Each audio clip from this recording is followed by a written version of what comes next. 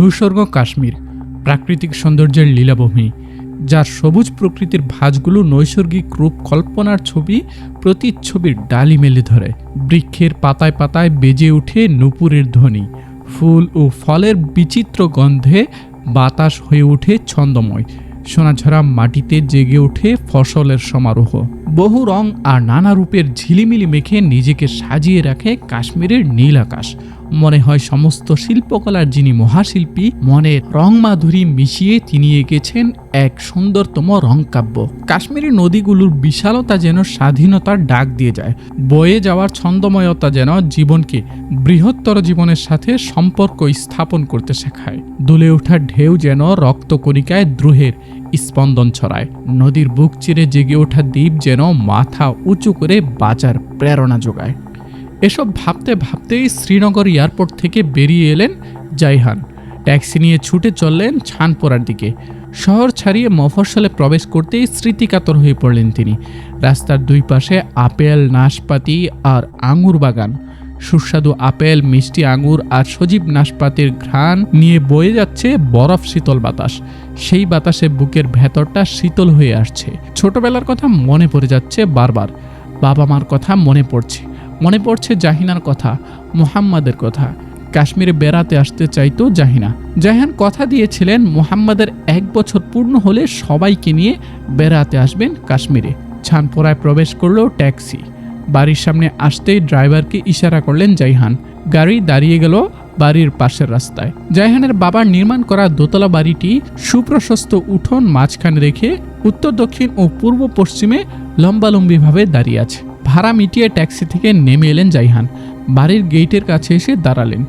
গেটে তালা ঝুলছে। চাবি নিশ্চয়ই আফসান চাচ্চুর কাছে। পাশের বাড়িটাই আফসান চাচ্চুর। চাচ্চুর বাড়ির গেটে এলেন জাইহান। গেটের পাশে কলিং বেল আছে। কলিং বেল চাপলেন। একটু পরেই গেট খুলে উকি দিল এক পিচ্ছি। কাকে চান? আফসান চাচ্চু আছে? মুচকি এসে প্রশ্ন করলেন জাইহান। জি আছেন। ওনাকে গিয়ে বলো জাইহান কাশ্মীরি এসেছে। মেয়েটি চলে গেল ভেতরে। সাথে সাথেই গেইটে হাজির হলেন আফসান চাচ্চু। জাইহানকে দেখেই আবেগাপ্লুত হয়ে আয় বাবা আয় বলতে বলতে টেনে নিলেন বুকে। জাইহানকে বুকে জড়িয়ে নীরবে কাঁদছিলেন চাচ্চু। তার চোখের অশ্রুতে ভেসে যাচ্ছিল জাইহানের কাঁধ। জাইহানের চোখও হয়ে উঠেছিল রূপালী অশ্রুর সরোবর। ওকে মেহমানখানায় নিয়ে গেলেন চাচ্চু। ওর শরীরের খোঁজখবর নিলেন। কবে কিভাবে ছাড়া পেয়েছে সেসব জিজ্ঞেস করলেন। জাইহানও সব খুলে বললেন। চাচি আম্মাও এলেন। কুশল বিনিময় করলেন পর্দার আড়াল থেকেই। এর মধ্যে ওর চাচাতো ভাই কফিল, নওফেল আর নাফিল এলো। কুশল বিনিময় করলো। চাচ্চুকে উদ্দেশ্য করে জাইহান বলল, চাচ্চু, মুহাম্মাদের কোনো খবর কি জানতে পেরেছিলেন? কিংবা আশোক রায়ের কোনো খবর? না রে বাবা, মুহাম্মাদের কোনো খোঁজ পাইনি। মুখে দুঃখের ছায়া নিয়ে উত্তর দিলেন আফসান চাচ্চু। তবে অশোক রায়ের খবর জানি, সে মারা গেছে। তুমি বলার পর কফিলকে পাঠিয়েছিলাম দিল্লিতে মুহাম্মদ ও অশোক রায়ের খোঁজ নেওয়ার জন্য। কফিল আগপাড়ায় ওয়েস্টার্ন রেসিডেন্সিয়াল হোটেল অ্যান্ড রেস্টুরেন্টে গিয়ে উঠেছিল। ওখান থেকেই কয়েকদিন নজর রেখেছে অশোক রায়ের বাড়ির উপর, কিন্তু সেখানে মুহাম্মাদের কোনো অস্তিত্ব নেই। তোমাকে এই খবর জানানোর ইচ্ছে ছিল আমার, কিন্তু সেই সুযোগ আর হয়ে ওঠেনি। কফিল জাইহানের বড় চাচাতো ভাই। জাইহানের সামনেই ছিল সে। বলল, ভাইয়া, দুঃসংবাদ হলো অশোক রায় এবং তার স্ত্রী মারা গেছে। অশোক রায়ের 2 ছেলে। বড় ছেলে তাপস রায়, বয়স 25-এর মতো, বড় ব্যবসায়ী, আগপাড়ায় western residential hotel and restaurant ওই চালায়। দ্বিতীয় ছেলে তপন রায়, 19-20-এর মতো বয়স, পড়াশোনা করে। আমি অনেকভাবে মুহাম্মাদের খোঁজ জানার চেষ্টা করেছি, কিন্তু কিছু জানতে পারিনি। কফিলের কথা শুনে চাপার স্বরে কেঁদে উঠলেন জাইহান। মনের ভেতরে শুরু হলো তোলপাড়। নানা প্রশ্ন আর শঙ্কা এসে ভর করতে লাগলো মনে। ওই পাষণ্ড তো মরেই গেছে, কিন্তু শাহজাদা মুহাম্মদ কোথায় আছে? বেঁচে আছে তো, নাকি তাকেও হত্যা করেছে ওই পাষণ্ড? না লুকিয়ে ফেলেছে কোথাও? চাচু, কোথায় খুঁজবো আমার মুহাম্মদকে? কিভাবে খুঁজে বের করব তাকে? শেষ পর্যন্ত ফ্রি কাশ্মীর মুভমেন্টের কাছেই যেতে হবে। অবশ্যই আমাকে ওরা সাহায্য করবে। তবে তাই করো, তাদের কাছে যাও, মুহাম্মদকে খুঁজে বের করো, আমাদের রক্ত আমাদের কাছে ফিরিয়ে আনো। বলতে বলতে ভেতরের রুমে চলে গেলেন আফসান চাচ্চু। জাইহান ওর চাচাতো ভাইদের সাথে গল্পে মেতে উঠল। জেল জীবনের নানা কাহিনী শোনালো ওদেরকে। কথাবার্তার ভেতরে হালকা নাস্তা হাজির হয়ে গেল। পিঠা, বিস্কুট, মিষ্টি, নাশপাতি, আঙুর, আপেল নিয়ে এলেন আফসান চাচ্চু। নাস্তার ফাঁকে ফাঁকে গল্প চলছিল। কফিলের কাছে সশস্ত্র সংগ্রামের গল্প গাথা শুনতে চাইলেন জাইহান। জান্নাতি শাহজাদাদের গল্প শোনাতে শুরু করলো কফিল। ফ্রি কাশ্মীর মুভমেন্টের কথা আর শোনা যায় না। সশস্ত্র সংগ্রামের পুরো কাজ এখন হিজবুল মুজাহিদিন একাই এগিয়ে নিয়ে যাচ্ছে। কদিন আগেই তারা অনন্তনাগ থেকে সেনাবাহিনীকে হটিয়ে দিয়েছে। পুরো অনন্তনাগ জেলা কয়েকদিন ছিল সম্পূর্ণ সেনামুক্ত। বিএসএফ, সিআরপিএফ, আধা সামরিক বাহিনী প্রায় ধরাশয়ী হয় তাদের হাতে। পুলিশ তো তাদের সাথে কুলিয়েই উঠতে পারে না। তাদের অপারেশনগুলো হয় দুর্ধর্ষ এবং ভয়ঙ্কর। তাদের প্রতিটি সদস্য প্রশিক্ষিত, অভিজ্ঞ এবং কষ্ট সহিষ্ণু। দিনের পর দিন লতাপাতা খেয়েও যুদ্ধের ময়দানে পড়ে থাকতে পারে, বৃষ্টিতে ভিজতে পারে টানা এবং রোদে পুড়তে পারে দিনের পর দিন। আজাদির জন্য জীবন দিতে মোটেও কুণ্ঠাবোধ করে না। এক একজন মরণজয়ী যোদ্ধা। ধীরে ধীরে মানুষের মনের ভেতর ঠাঁই করে নিয়েছে হিজবুল মুজাহিদিন। হিজবুল মুজাহিদিনের কমান্ডাররা দুরন্ত মেধাবী, চৌকস সমর জ্ঞানের অধিকারী, দুরন্ত সাহসী ও তরুণ্য অধিকারী। তাদের সামরিক কৌশল আর বিচক্ষণ কর্মতৎপরতা সেনাবাহিনীর মাথা খারাপ করে দিয়েছে। আজ কাশ্মীরের ঘরে ঘরে তাদের প্রশংসা হচ্ছে। তাদের জন্য অশ্রু ধোয়া চোখে দোয়া করছে মানুষ। তাদের সাহসী, নির্ভীক ও খুন ঝরা আক্রমণগুলো তাদেরকে কাশ্মীরিদের চোখে নায়ক বানিয়ে দিয়েছে। সেনাবাহিনী অনেকবার তাদের হাতে নাকানি চুবানি খেয়েছে। নাস্তা খাওয়া শেষ হলো। খাবারের পাত্রগুলো ভেতরে নিয়ে গেল কফিল। আফসান চাচ্চু বললেন, বিশ্রাম করো জাইহান, আমরা ভেতরে আছি, প্রয়োজন হলে ডাক দিও। ছেলেদের নিয়ে বাড়ির ভেতর চলে গেলেন চাচ্চু। জাইহান স্টান হয়ে শুয়ে পড়লেন। চোখ বন্ধ করে বিশ্রাম নিলেন কিছুক্ষণ, কিন্তু ঘুম এলো না। শুয়ে থাকতেও ভালো লাগছে না, মনের ভেতর শান্তি পাচ্ছেন না। ডাক দিলেন কফিলের নাম ধরে। কফিল চলে আসতেই বললেন, চাচ্চুকে বলো আমি এখনই চলে যাব। ফ্রি কাশ্মীর মুভমেন্টের সাহায্য নেওয়া ছাড়া আর কোনো উপায় নেই। যত দ্রুত সম্ভব তাদের সাথে সাক্ষাৎ করতে হবে। যাও বলো গিয়ে। কফিল চলে গেল ভেতরে। সাথে সাথে চলে এলেন আফসান চাচ্চু। এখনই চলে যেতে চাচ্ছ জাইহান? কাল গেলে হতো না? আসলে কি বলবো চাচ্চু, মনে শান্তি পাচ্ছি না। ভয়, চিন্তা আর নানা আশঙ্কা বারবার ঘিরে ধরছে আমাকে। ফ্রি কাশ্মীর মুভমেন্টের নেতৃবৃন্দের সাথে সাক্ষাৎ করার আগ পর্যন্ত মন শান্ত হবে না। যাবেই যখন, কিছুটা ভারী কণ্ঠে বললেন, চাচ্চু খেয়ে দিয়ে যাও, সবকিছু প্রস্তুত আছে, শুধু নিয়ে আসতে যতক্ষণ। আফসান চাচ্চু ভেতরে চলে গেলেন। প্রায় সাথে সাথেই কফিল ঢুকলো ভেতরে, হাতে দস্তরখান। পেছনে পেছনে খাবারের পাত্র নিয়ে হাজির হলো নওফেল আর নাফিল। হাত মুখ ধুয়ে খেতে শুরু করলেন জাইহান। যাবার আগে তোমাদের বাড়িটা দেখে যেও, চাচ্চু বললেন অনেকটা আহত স্বরে। অযত্ন অবহেলায় পড়ে আছে বাড়িটা। না চাচ্চু, এখন সময় হবে না, বাইরে থেকে এক নজর দেখেছি। ফ্রি কাশ্মীর মুভমেন্টের নেতৃবৃন্দের সাথে দ্রুত সাক্ষাৎ করাটাই এখন জরুরি। খেয়ে দিয়ে বিদায় নিয়ে বেরিয়ে পড়লেন জাইহান। ট্যাক্সি নিয়ে চলে এলেন ডাল লেকের পাড়ে। চিরসবুজ ডাল লেকের পাড়ে দাঁড়িয়ে ভাবুক কবি হয়ে উঠল জাইহানের হৃদয়। বিস্ময় ভরা চোখে দেখতে পেল ডাল লেকের শান্ত জলে ছোট ছোট ঢেউ যেন অদৃশ্য কবিতার মতো দুলছে। অপেক্ষাকৃত বড় ঢেউগুলো ফনা তুলে হুমড়ি খেয়ে গড়িয়ে পড়ছে ছোট ছোট ঢেউয়ের মাথার উপর। তারপর মিশে যাচ্ছে কুলকুল শব্দে বয়ে চলা জলরাশির বুকে। ডাল লেকের পাশে বিস্তৃত দিগন্তে অস্তিত্ব বিস্তার করে বরফের সাদা আলখেল্লা জড়িয়ে দাঁড়িয়ে আছে তুষারবৃত মস্ত পাহাড়। পাহাড়ের মাথার উপর যেন ছড়িয়ে আছে অসংখ্য বরফের টুপি। সূর্য যেন তুষার দল। জলবিহারে অভিযাত্রীরা ঘুরে বেড়াচ্ছে স্পিডবোট এবং শিকারায়। কাশ্মীরে ঘুরতে আসা পর্যটকরা স্পিডবোট এবং শিকারায় ঘুরে বেড়ায় আর হাউজ বোটে রাত্রি যাপন করে। প্রতিটি হাউজ বোটে অত্যাধুনিক সুযোগ সুবিধা সহ সুসজ্জিত কয়েকটি করে রুম থাকে। অনেকটা আবাসিক হোটেলের মতো সার্ভিস দিয়ে থাকে হাউজ বোটগুলো। কাশ্মীরি আফসানা কোথায় আছে খুঁজে বের করতে হবে। ডক্টর উমর ফাহমিকে ওখানেই পাওয়া যাবে। খুঁজতে খুঁজতেই দেখতে পেলেন দূরে সাদা পতাকা উড়িয়ে দাঁড়িয়ে আছে কাশ্মীরি আফসানা। দ্রুত কাশ্মীরি আফসানার দিকে হাঁটতে শুরু করলেন জাইহান। ওটার মাথায় পতপত করে উঠছে কাশ্মীরের জাতীয় পতাকা। দেখেই কেমন যেন একটা অনুভূতি হলো। স্বাধীনতার অধরা স্বপ্নে বিভোর হলো মন। পরাধীনতার কষ্টের যেন মোচড় দিয়ে উঠল বুক। কাশ্মীরি আফসানার সামনে এসে দাঁড়ালেন জাইহান। অন্যান্য হাউসবোটের মতো এর রিসিপশনেও একজন নারী বসে আছে। জাইহানকে দাঁড়িয়ে থাকতে দেখে এগিয়ে এলো সে। স্যার কি রুম ভাড়া নিতে চান? প্রশ্ন করে থামল সে। আমাদের দুটো রুমের একটি এখনও ফাঁকা আছে। আমি ডক্টর ওমর ফাহমির কাছে এসেছি। মেয়েটির কাছাকাছি গিয়ে অনেকটা নিচু স্বরে বললেন জাইহান। ডক্টর ওমর ফাহমির নাম শুনে সতর্কতার ছায়া ফুটল মেয়েটির চোখে মুখে। জড়সড় হয়ে কিছুটা সতর্ক স্বরে বলল, বসুন এখানে, আমি আসছি। ওয়াইটিং রুমে বসলেন জাইহান। হাউসবোটের ভেতরে চলে গেল মেয়েটি। ফিরে এলো একটু পর। জাইহানকে উদ্দেশ্য করে বলল, ভেতরে চলে যান, স্যার 4 নাম্বার রুমে আছেন। হাউসবোটের ভেতরে প্রবেশ করলেন জাইহান। ভেতরে প্রবেশ করে সামনে যেতেই হঠাৎ এগিয়ে এলো 4 জন যুবক, কঠিন ও রুক্ষ চেহারা। একজন বলল, স্যার, দুহাত উপরে তুলে দাঁড়ান। দুহাত উপরে তুলে দাঁড়ালেন জাইহান। পুরো শরীর সার্চ করলো ওরা। ধন্যবাদ স্যার, এবার যেতে পারেন। জাইহানকে পথ দেখিয়ে দিল ওরা। যেতে যেতে জাইহান লক্ষ্য করলেন প্রতিটি রুমের সামনেই প্রশস্ত খালি জায়গা। ভেতর থেকে তাকালেই দেখা যায় ডাল লেকের চমৎকার দৃশ্য। দেয়ালগুলো পেইন্টিং করা, 5 স্টার হোটেলের মতোই সুসজ্জিত হাউসবোটের ভেতরটাও। রুম নাম্বার দেখে দেখে 4 নম্বর রুমের সামনে এলেন জাইহান। রুমের দরজা লাগানো, টোকা দিলেন। দরজার কি হলে উদয় হলো দুটো সতর্ক চোখ। কয়েক সেকেন্ড স্থির হয়ে থাকলো জাইহানের উপর, তারপর সরে গেল চোখ দুটো। খুলে দিল দরজা। ভেতরে প্রবেশ করুন বলে উঠল অদৃশ্য একটি গলা। ভেতরে ঢুকলেন জাইহান। রুমের ভেতরে দাঁড়িয়ে আছেন ডক্টর উমর ফাহমি। সালাম দিয়ে কোলাকুলি করলেন জাইহানের সাথে। জাইহান, প্রিয় ভাই আমার, কত বছর পর দেখা পেলাম আপনার। মোহাম্মদের কোনো খোঁজ কি পাওয়া গেছে? জাইহানকে নিয়ে সোফায় বসলেন ডক্টর উমর ফাহমি। না, আমার শাহজাদা কোথায় আছে, বেঁচে আছে না মরে আছে, কিছুই জানা নেই আমার। অশোক রায় তো মরেই গেছে, কিন্তু মোহাম্মদ কোথায় আছে আমার জানতেই হবে। জাসুস মুভমেন্ট যদি তাকে খুঁজে বের করার দায়িত্ব নেয়, সেটা আমার জন্য অনেক বড় ব্যাপার হয়ে দেখা দিবে।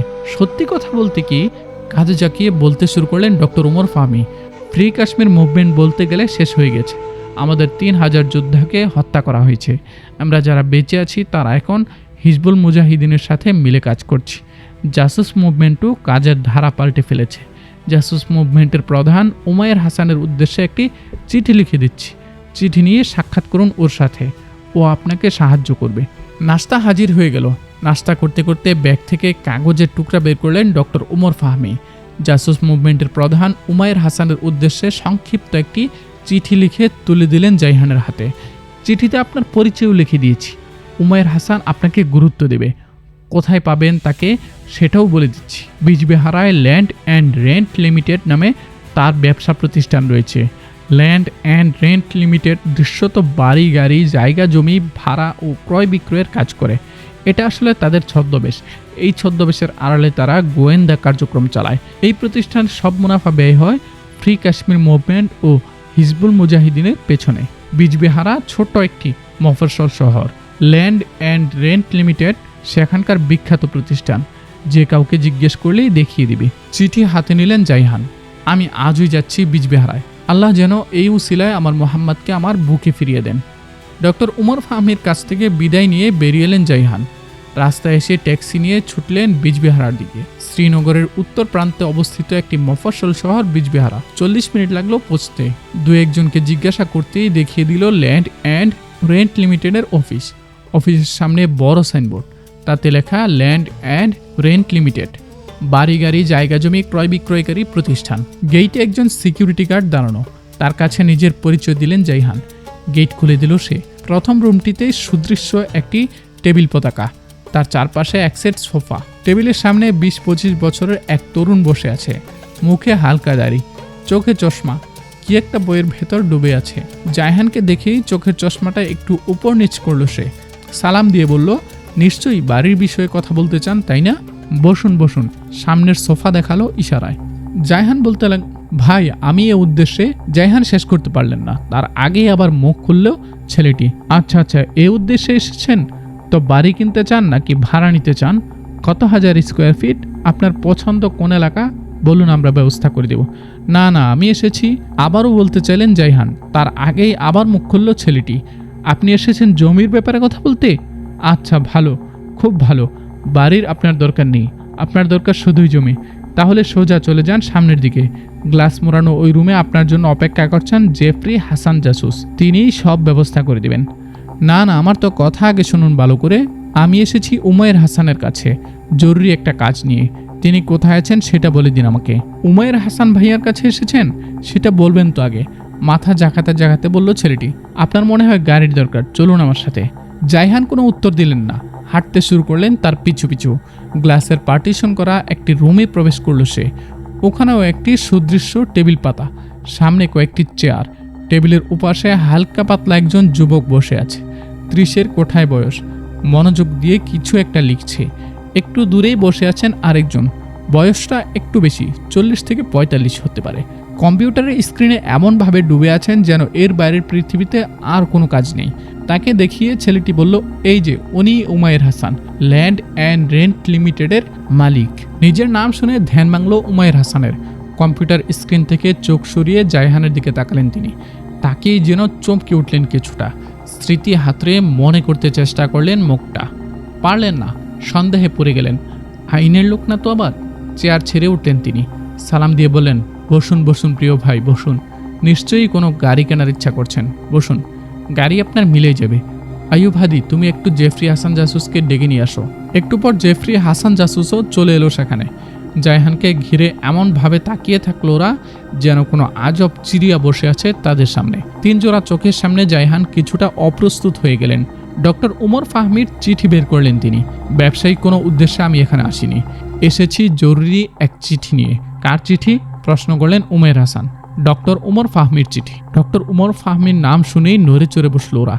সমীহের চোখে তাকালো জায়হানের দিকে। দিন। জায়হান চিঠি তুলে দিলেন উমায়ের হাসানের হাতে। হাতে নিয়ে পড়তে শুরু করলেন উমায়ের হাসান। শেষ করে বললেন, তাই তো এমন চেনা চেনা লাগছিল আপনাকে। আপনিই সেই জায়হান কাশ্মীরি, লন্ডনী ডক্টর এবং ফ্রি কাশ্মীর মুভমেন্টের শুভাকাঙ্ক্ষী। আলহামদুলিল্লাহ, অবশেষে চিনতে পেরেছেন আমাকে। আরও আগেই চিনা উচিত ছিল, বহু বছর পর দেখা, হুট করে চিনতে পারিনি। লজ্জিত কণ্ঠে বললেন উমায়ের হাসান। কিন্তু জানেনই তো, সবসময় সরকারের কুনজর থাকে আমাদের উপর, তাই সবাইকেই সন্দেহ হতে শুরু করে। ডক্টর উমর ফাহমি লিখেছেন, আপনাকে যেন সাহায্য করি আমরা। তো ঘটনা কি? কি ব্যাপারে সাহায্য করতে হবে? গাড়ি বাড়ি জায়গা জমি সংক্রান্ত কোনো কাজে আমি আসিনি। আমি এসেছি আমার সন্তানের ব্যাপারে আপনাদের সাহায্য নিতে। কি হয়েছে তার? প্রশ্ন করলেন উমায়ের হাসান। খুলে বলুন মেহেরবানি করে। হৃদয়ের সব ব্যথা বেদনা কাত করে ঢেলে দিলেন জায়হান। জাহিনা আয়েশাকে বিয়ে করা থেকে জেলে যাওয়া পর্যন্ত খুলে বললেন সব। তারপর বললেন, অশোক রায় মারা গেছে, তার স্ত্রীও নেই, শুধু 2 ছেলে আছে। কিন্তু শাহজাদা মুহাম্মদের কোনো অস্তিত্বও নেই তাদের বাড়িতে। আমার মুহাম্মদকে যদি খুঁজে না পাই, আমার জীবনই বৃথা হয়ে যাবে। আপনি নিজে একবার দিল্লি গেলে ভালো হয় না? এখন তো আর অশোক রায় নেই, আপনাকে কেউ চিনতে পারবে না, কিংবা চিনলেও সমস্যা নেই। শত্রুতা ছিল অশোক রায়ের সাথে, অন্য কেউ তো আর আপনার সাথে শত্রুতা করতে আসবে না, তাই না? ঠিকই বলেছেন, মাথা নাড়লেন জাইহান। অশোক রায় যেহেতু নেই, আমি নিজে গিয়েও একবার খোঁজখবর নিয়ে আসতে পারি। অশোক রায় ছাড়া অন্য কারোর সাথে আমার কোনো সমস্যা ছিল না। অবশ্য জাহিনাকে নিয়ে আমি যখন প্রথমবার ওখানে গিয়েছিলাম, তখন কিছু লোক আমাদের উপর প্রচণ্ড ক্ষেপে গিয়েছিল, কিন্তু এতদিন পর তারা আমাকে চিনতে পারবে না। আজকালের মধ্যেই দিল্লি যাচ্ছি আমি। যদি মোহাম্মদকে পেয়ে যাই তাহলে তো ভালোই, যদি না পাই তাহলে তাকে খুঁজে বের করার পুরো দায়িত্ব আপনাদেরকেই নিতে হবে। ঠিক আছে, আপনি আগে দিল্লি গিয়ে খোঁজখবর করে দেখুন। কোনো কুল কিনারা না হলে আমরা তো আছি, আমরা দেখব ইনশাল্লাহ। ল্যান্ড অ্যান্ড রেন্ট লিমিটেডের অফিস থেকে বেরিয়ে এলেন জাইহান। আফসান চাচুর বাড়ি চলে এলেন একটানে। একটা দিন বিশ্রাম নিয়ে পরদিন ভোরে ছুটে চললেন দিল্লির পথে। শ্রীনগর এয়ারপোর্ট থেকে প্লেনে চড়ে বসলেন সকাল 8:30টায়। প্লেনে চড়েই মনে পড়ল মোবাইলটা ভুলে রেখে এসেছেন চাচুর বাড়িতে। এখন আর সেটা নিয়ে ভাবার সময় নেই। সিটে বসে বসে ঘুমালেন তিনি। 9:45টায় প্লেনটা দিল্লি এয়ারপোর্টে ল্যান্ড করতেই ঘুম ভাঙল তার। এয়ারপোর্ট থেকে বেরিয়ে ট্যাক্সি নিয়ে চলে এলেন আগপাড়ার ওয়েস্টার্ন রেসিডেন্সিয়াল হোটেল অ্যান্ড রেস্টুরেন্টে। অশোক রায়ের বড় ছেলে তাপস রায় হোটেলের মালিক।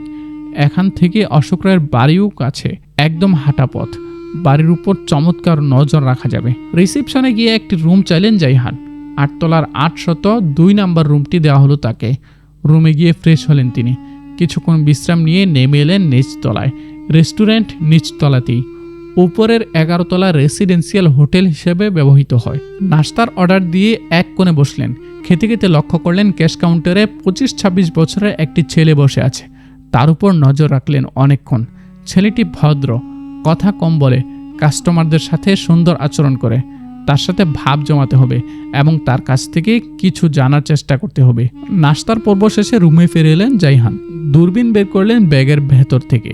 জানালার কাঁচ সরিয়ে তুলে ধরলেন চোখের সামনে। দূরে দাঁড়িয়ে থাকা অশোক রায়ের বাড়িটা বড় হয়ে ভেসে উঠল তার চোখের সামনে। জাহিনাকে বিয়ে করার পর এখানে যখন প্রথমবার এসেছিলেন, বাড়িটা তখনও ছিল একতলা সেমি পাকা বিল্ডিং। এখন সেটা 6 তলা। সামনে খোলা চত্বরও আছে। শক্তিশালী দূরবীন জুম করলেন। অশোক রায়ের বাড়িটা তার চোখের সামনে আরও বড় হয়ে উঠল।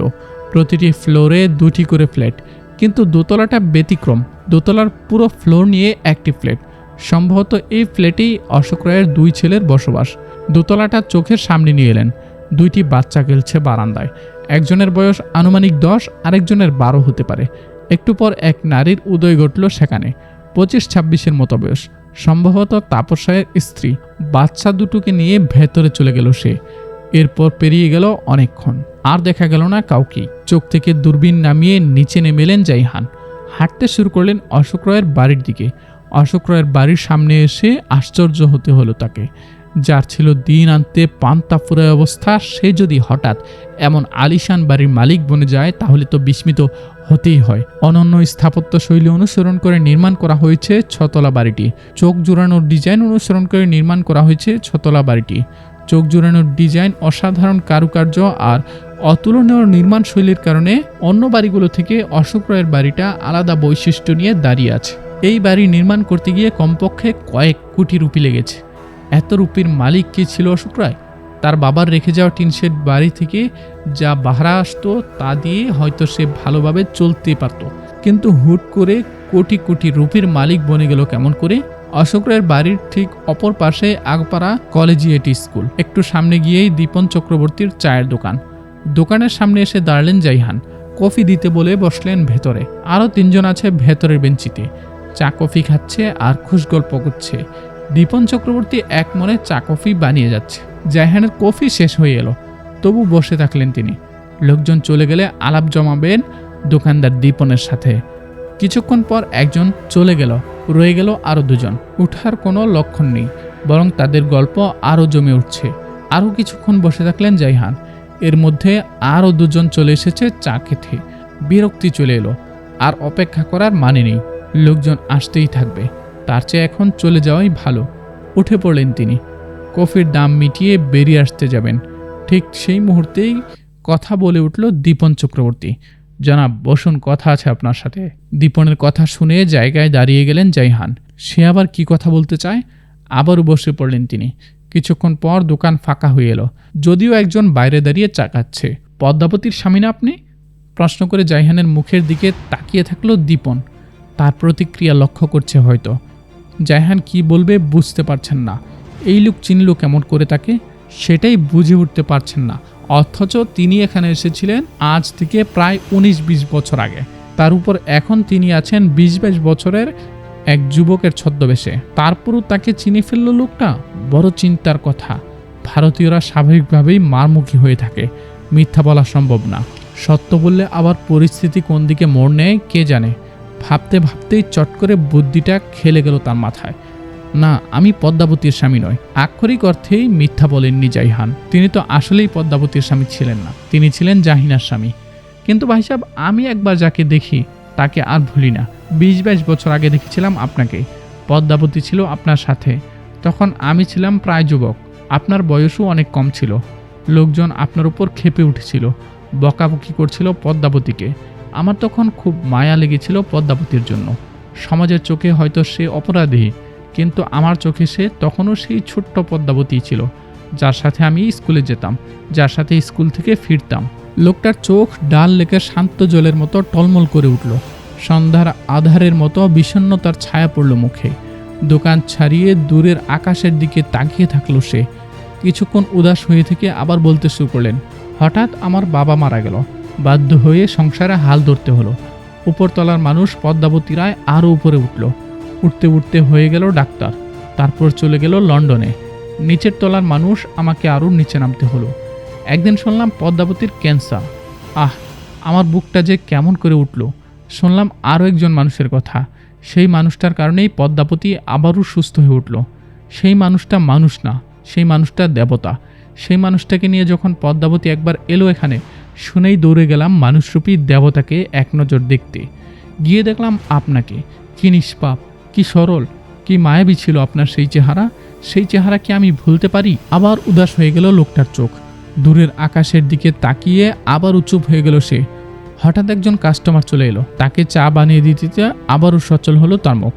এরপর বছরখানিক পদ্মাবতীর আর কোনো খোঁজ খবর পেলাম না। হঠাৎ একদিন অশোক রায় চলে এলো লন্ডন থেকে, একা। তার কাছেই শুনলাম পদ্মাবতী মারা গেছে।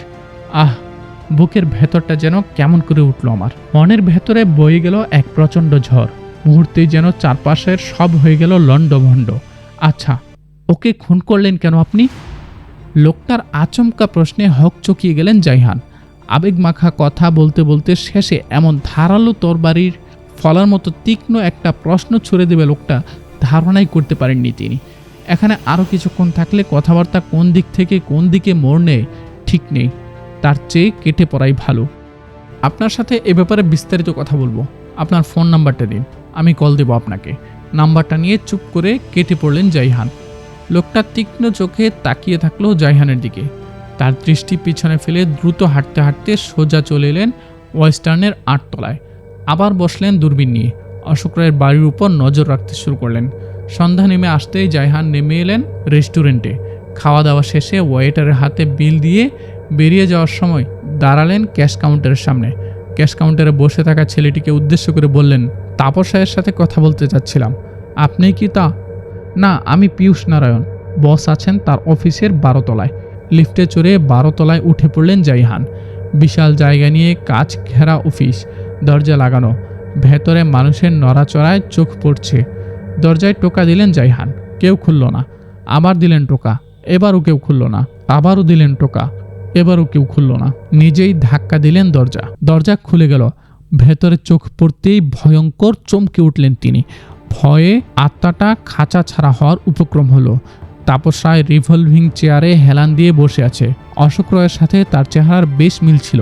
মাথাটা একদিকে কাত হয়ে আছে, কপালের ঠিক মাঝখানটায় একটা ফুটো, গল গল করে রক্ত বেরিয়ে আসছে সেখান থেকে। এর মানে খুনটা ঘটেছে এইমাত্র। খুনি কোথায়? ভেতরেই হতে পারে, বাইরে থেকে হয়তো তার নড়াচড়া চোখে পড়ছে। আরেকবার চারপাশে তাকালেন তিনি। বাথরুমের দরজাটা লাগানো, বাথরুমের ভেতরে ঘাপটি মেরে থাকতে পারে খুনি। বিপদের ঘন্টা বাজতে শুরু করলো জাইহানের মনের ভেতর। এখানে কেউ তাকে দেখে ফেলতে পারে, ভয়ঙ্কর ব্যাপার ঘটে যাবে। তাহলে খুনের সাথে জড়িয়ে যাবে তার নাম। আবারও গ্রেফতার হতে হবে, জেল খাটতে হবে। সেটা হতে দেওয়া যাবে না। বাঁচতে হলে পালাতে হবে, এখনই পালাতে হবে। সিঁড়ি ভেঙে ঝড়ের বেগে নামতে শুরু করলেন জাইহান। গ্রাউন্ড ফ্লোরে নেমেই চমকে উঠলেন তিনি। লিফটের সামনে কয়েকজন পুলিশ দাঁড়িয়ে আছে দেখেই 1 ফ্লোর উপরে চলে এলেন তিনি। বুকটা ধকধক করতে শুরু করলো। পুলিশ এত তাড়াতাড়ি খবর পেল কেমন করে? অথচ খুনের ঘটনা এখনও জানাজানি হয়নি। না অন্য কোনো কাজে এসেছে ওরা? যে কারণেই আসুক, এই মুহূর্তে তাদের সামনে পড়া চলবে না। যেভাবেই হোক এখান থেকে পালাতে হবে। সুপ্রিয় দর্শক মণ্ডলী, আজকের পর্বটি এই পর্যন্ত। আমাদের পরবর্তী পর্বটি কিন্তু আরও রোমাঞ্চকর হতে যাচ্ছে, যেখানে একের পর এক থ্রিলার রয়েছে। দর্শক, আমাদের পরবর্তী পর্বটি দেখার আমন্ত্রণ জানিয়ে আজকের ভিডিওটি শেষ করতে যাচ্ছি। দেখা হচ্ছে পরবর্তী ভিডিওতে। সে পর্যন্ত আমাদের পাশেই থাকবেন। আমাদের ইউটিউব চ্যানেলটিকে সাবস্ক্রাইব করে পাশের বেল আইকনটি বাজিয়ে দিবেন এবং আমাদের ফেসবুক পেজে লাইক দিয়ে দিবেন। আসসালামু আলাইকুম ওয়া রাহমাতুল্লাহ।